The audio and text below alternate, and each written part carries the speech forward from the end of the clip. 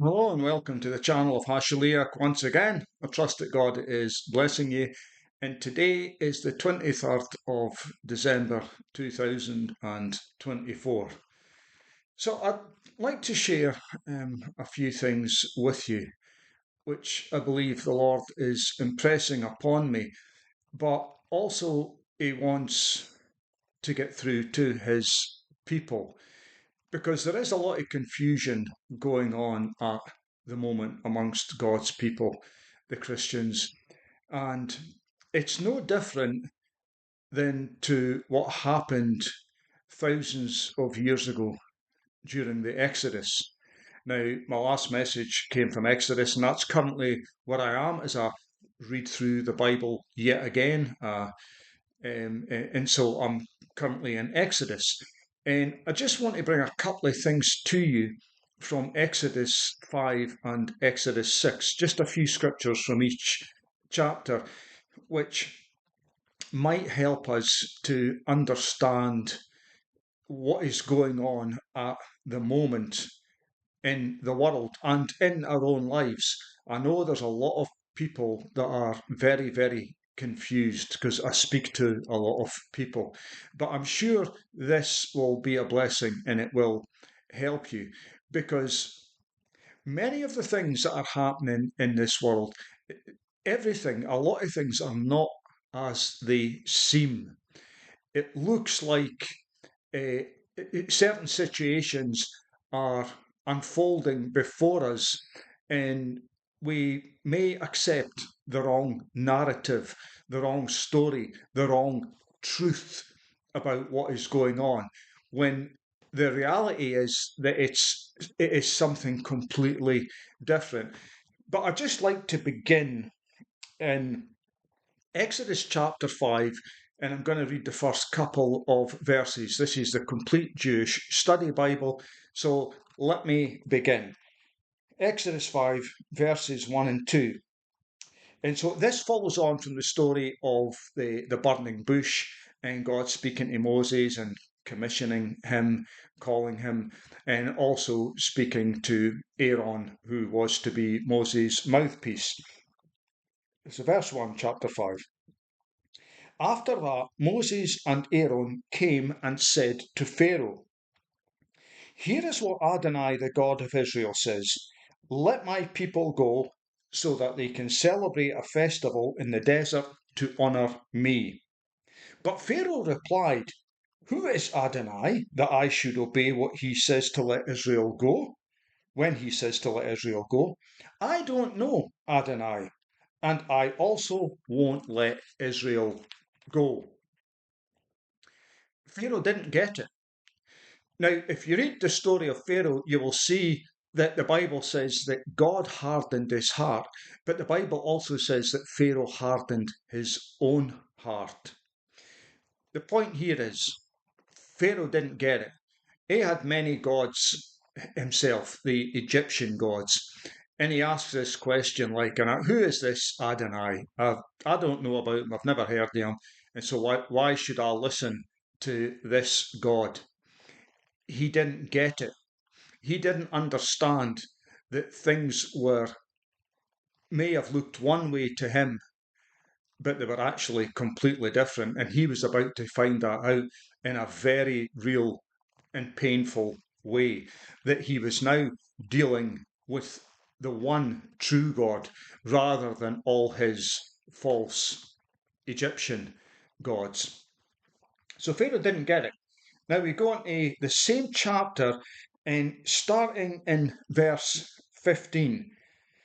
And this is the situation where the people complained, or Moses had been speaking to Pharaoh and the people, and the Israelites had also heard this, and they had complained about the situation that they found themselves in with the hard work. And Pharaoh says to Moses and the Israelites, says, "Well, you've obviously got too much time on your hands, so I'm going to make your task much, much harder." And so let's just read from verse 15. Then the foremen of the people of Israel came and complained to Pharaoh, "Why are you treating your servants this way? No straw is given to your servants, yet they keep telling us to make bricks. And now your servants are being flogged, but the fault lies with your own people." "Lazy," he retorted, "you're just lazy. That's why you say, 'Let us go and sacrifice to Adonai.' Get going now and get back to work. No straw will be given to you, and you will still deliver the full amount of bricks." When they said you are not to reduce your daily production quota of bricks, the foremen of the people of Israel could see that they were in deep trouble. They believed they were in deep trouble. As they were leaving Pharaoh, they encountered Moses and Aaron standing by the road, and they said to them, "May Adonai look at you and judge accordingly." Other versions say, "May God punish you, because you have made us utterly abhorrent in the view of Pharaoh and his servants, and you have put a sword in their hands to kill us." Moses returned to Adonai and said, "Adonai, why have you treated this people so terribly? What has been the value of sending me? For ever since I came to Pharaoh to speak in your name, he has dealt terribly with this people, and you haven't rescued your people at all." So the people meet Moses and Aaron on the road, and they are so distressed that they basically say to them, they said, "May God judge you for what you have done, because you have made our life much, much harder." Now, Moses and Aaron had already been to the people and told them what God was going to do, but the people didn't really get it. Maybe they thought it was just going to happen overnight or within 2 or 3 days. They didn't get it that this was maybe going to take a little bit longer, and maybe that the situation was going to look much worse before it got better. Whatever the case, the Israelites did not get it. They did not understand, and they took out their anger and frustration on Moses and Aaron, because they basically say, "May God judge you for what you've done to us." And so immediately Moses goes to God and he said, "Adonai, why have you treated this people so terribly? What has been the value of sending me? For ever since I came to Pharaoh to speak in your name, he has dealt terribly with this people, and you haven't rescued your people at all." So now Moses goes to God, and Moses doesn't get it either. He doesn't get that things may not, the way things are appearing are not what he might actually fully understand, that there actually is something completely different is happening. This is what Pharaoh couldn't understand. This is what the Israelites couldn't understand. They just looked at things with their eyes and they perceived things through their own eyes. And especially Moses and the Israelites, Moses, the man of God, they didn't look at things from the perspective of God. Now, God had spoken to Moses, and so Moses should possibly know better. The Israelites should possibly know better as well. But they're looking at the circumstances and they just didn't get it. All they saw was doom, gloom, death, and despair, torture, pressure, oppression. They just didn't get it at all. And so the Israelites complain to Moses. Moses complains to God. And look how he finishes it off. "And you haven't rescued your people at all." You've not done anything, God. I've done what you said. I've spoke to Pharaoh, and you haven't done anything. The man of God, a wee bit upset with the Lord. And so we move into chapter 6, and I'd like to read just from verse 6, just 3 verses. "Therefore say to the people of Israel, I am," so this is Moses and Aaron to speak to the people of Israel. Therefore say to the people of Israel, I am Adonai. I will free you from the forced labour of the Egyptians, rescue you from their oppression, and redeem you with an outstretched arm and with great judgments. So Moses has already spoken to the Israelites, but God sends him back to give further encouragement of what God is going to do. And he's going to redeem them with an outstretched arm and with great judgments. I will take you as my people, and I will be your God.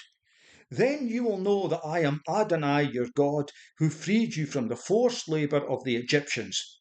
I will bring you into the land which I swore to give to Abraham, Isaac, and Jacob. I will give it to you as your inheritance. I am Adonai. Moses said this to the people of Israel, but they wouldn't listen to him because they were so discouraged and their slavery was so cruel. So things have apparently got worse for the Israelites because of the heavy oppression of the Egyptian taskmasters, to such a point that Moses goes back with this message about the people are going to be redeemed. God's going to be their God and he's going to bring them into a brand new land and he's going to look after them. And it says they wouldn't listen to him because they were so discouraged and their slavery was so cruel. Is that maybe how you're feeling at the moment? Because I know a lot of people are feeling like this. They're thinking like this. They're saying that many of these words that are coming out, that God is going to come through for us, that God is truly going to bless his people, it's too good to be true. It's far too good to be true. The only thing that awaits us is more oppression, more slavery, and heavier burdens upon us, to the point where we are completely discouraged and there is no hope whatsoever. But God was working behind the scenes. He was working, he had never stopped working. Now, as I said in my last message, the many people believe the 10 plagues took between 40 and 50 days to unfold. And so they had to wait a little bit longer before they were released from their oppression and released in dramatic circumstances with the wealth of the Egyptians. But we can see time and again, they just didn't get it. They were looking with their eyes, but not understanding that things were not as they appeared. Things were not as they might seem. And then you get to the ultimate situation, they escape Egypt and then they come to the Red Sea. And you find once again, Moses, the Israelites, none of them got it, and neither did Pharaoh and the Egyptian army. Everybody standing near the Red Sea, not one of them got it, not one of them understood what was coming. And what was coming for Moses and the Israelites was mind blowingly amazing, fantastic, beyond what they could have imagined. What was coming for Pharaoh and the Egyptians was exactly the same, much more than they could possibly have imagined. They saw this great miracle of the sea parting. That would have been mind blowing, but little could they have realised what was going to happen to them. Has it ever crossed your mind that as the Egyptians saw this miracle, maybe they thought that was wrought by their own gods? That it was their own gods that did this amazing miracle. It was only as they started to pass through that parting in the Red Sea, and then the water started to come back in on them, that they realised there was only one true God. But it was too late for them, way too late for them. On the other side of the Red Sea, Moses and the Israelites were rejoicing and they were just stunned and amazed. Now they realized what was going on. Now they did get it. Now they did understand. They couldn't understand before. Everything they saw was not as it seemed. It seemed bad to them. But ultimately, they came out the other side of the Red Sea, and then they did get it. They did understand. That is where we are right now. For many people, they are not getting it. It just looks like doom, gloom, and horrible times to come. But God is going to come through for his people. And when he does, we will well and truly get it. We will understand. So keep your heads lifted up, friends. God bless you. Until next time.